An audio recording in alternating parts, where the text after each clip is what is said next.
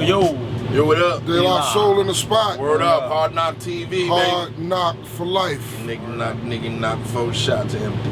Peace. De La.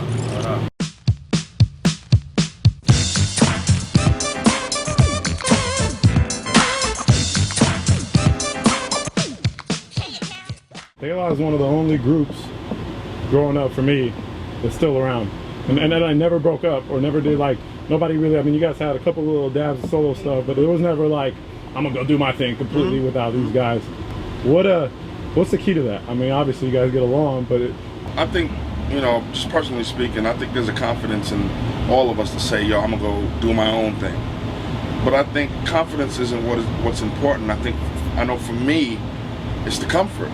I think it's the comfort being down with a team that is there to support you, be down with a team and a group of people who you'll be able to lean on and have some sort of criticism or, you know, or even aid to you. I think sometimes when you're by yourself, that's a lot of work. Not to say that we're not up for it, but the conditioning and the comfort and the appreciation for having people that are there to guide you along your journey, whether it's a rhyme, whether it's a song, whether it's an album, you know, that's important to me personally. And I think, you know, outside of being brothers and being friends and loving it, I think the camaraderie is important. I think having a team and people who push you on and to be able to lean on and feed from and learn from is really important. you want to add anything? I mean, you definitely saw what I was really just being friends, man. You know, that's definitely where it started. You know, these are my high school friends. And, you know, we had looked to do this together. I can't see myself doing it with nobody else. I mean, I love DJing. Yeah, I go out by myself. I go out with other DJs. I do all of that. But it started with this. So this is always like, no matter even where we go off doing our own thing, this is coming home all the time. Right. This is home. Like the stage is like, that stage, that's my mama's house or his mama's house. That's really what it be. Like, my mama wasn't having it. Yeah, but that's really what it, in my opinion, that's really what it feel like. Like, because we didn't really rock in the neighborhood like that. You know, we was kind of private in our sector until we actually dropped our first single. So it was a lot going on in my house and a lot going on in his house and another friend house at one point in time, but more so between my house and Dave's house. And honestly, that's the stage show, what we did in the house. Right. Literally. And this is home. This is home, dog. Like, this is what we've been doing since high school.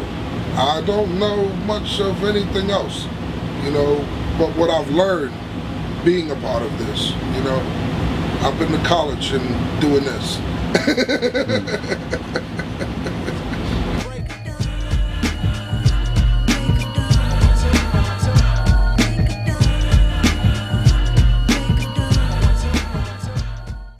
Now I'm curious, are there some of the younger generation cats that got your attention? You're like, I get that feeling that I used to get from hip hop, like these days, or the cats that you're checking for now, or is it like, I'm still listening to the classics right now? Cause I mean, me, and I don't know if they're gonna say it, but I don't think we're a group that just stays stuck in where we come from, because then that's why I feel that's why we are able to be here and be considered relevant and when people take the time to listen to us. So we don't stay stuck in what went on back then.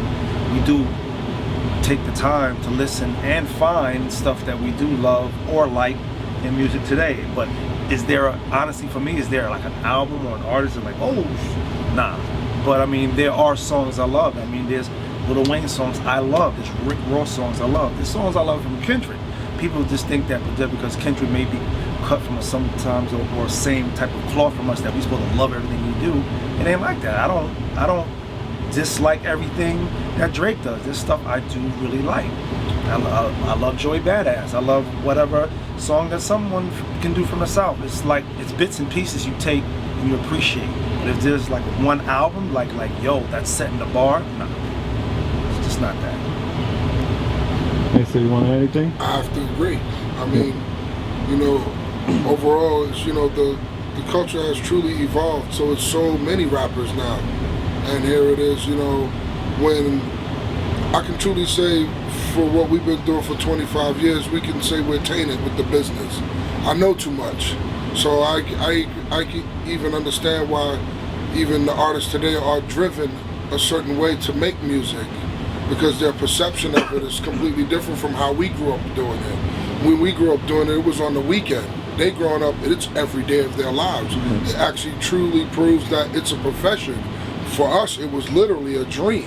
You know what I mean? So it's the different perception of the era and time that we're in, and it's not to negate the fact that the music isn't good or bad. You know, it's just a different era.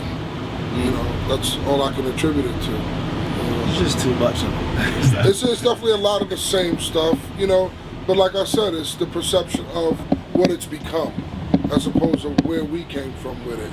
You know, we long to be different. We long to be, you know, really forget earning a respect from a fan. We pretty much wanted a respect from Chuck D or LL, you know what I'm saying? So you felt like you were a part of the alumni, you know.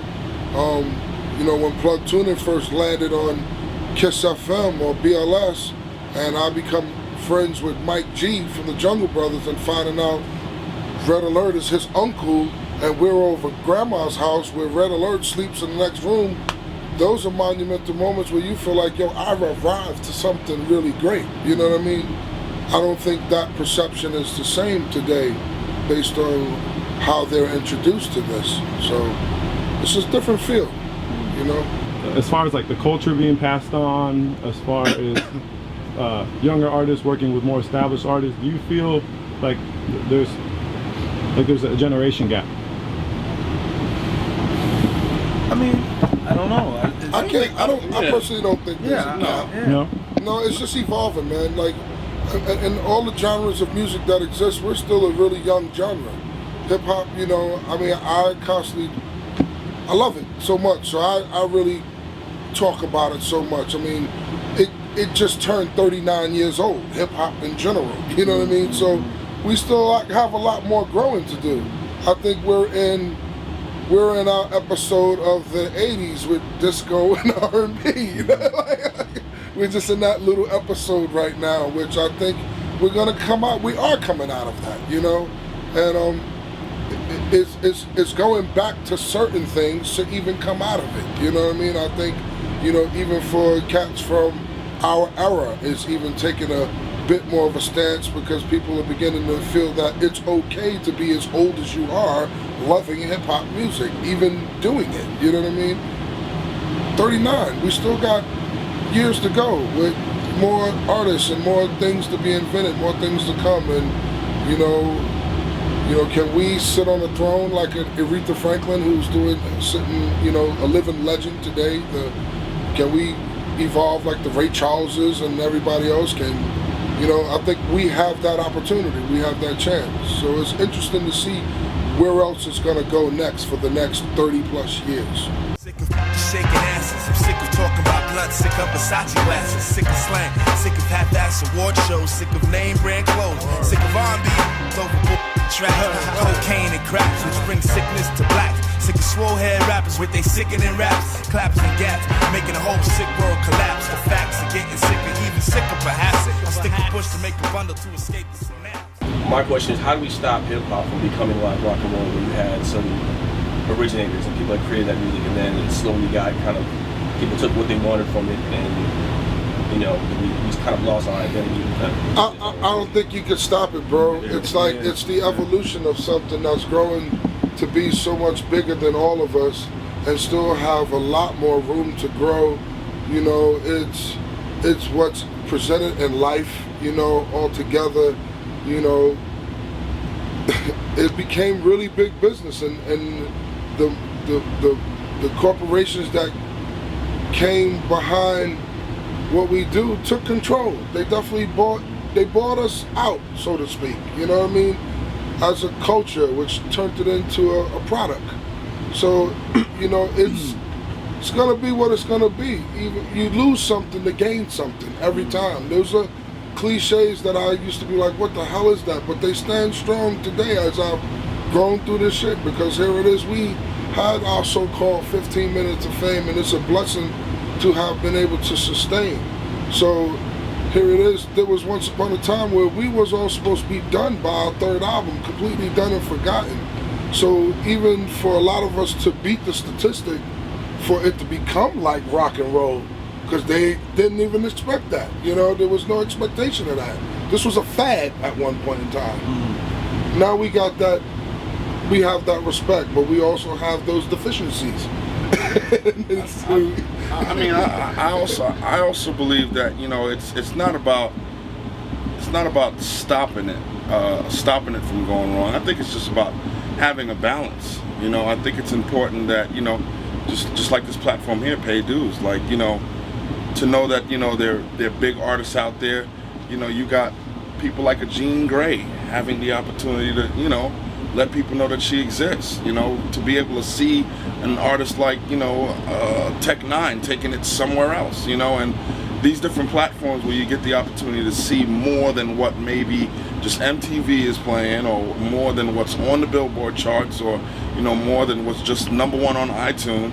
There's so many different artists out there, and the opportunity for a revival, to be able to see De La continuing to do things, to be able to see Scarface. You know what I'm saying? It's like, I think the balance has to be there. That's how we don't lose control of it or wipe it out. Of course, I think what's most important is that it evolves and it remains creative. I mean, if anything.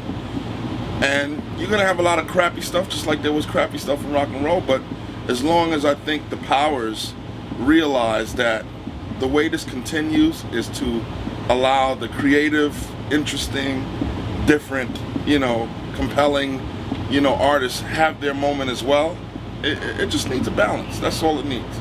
That balance needs to remain, and never forget that there's another side to what's going on up there on the charts, you know? And I think that's most important.